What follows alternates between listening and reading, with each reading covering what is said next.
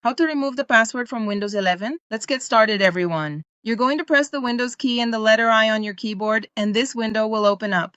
In this window, go to the Accounts option and click on Accounts. You'll be redirected. Here, scroll down. You can scroll down and then click on this option here, Sign In Options.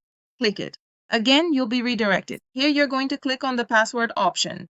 Click it. As you can see here, this computer has a password set up. You're going to click on the Change option. You can click to change it, enter your current password. I'll enter mine. Once you've entered it, click Continue, and you'll come to this page here. In this case, since you want to remove it, what are you going to do?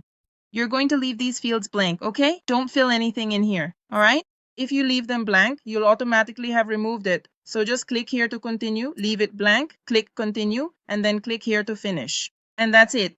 In this case, since you didn't set any other password, the next time you access it, it won't ask you for a password, okay? It's simple and quick. I hope I helped. If I did, don't forget to help me too. Subscribe to the channel.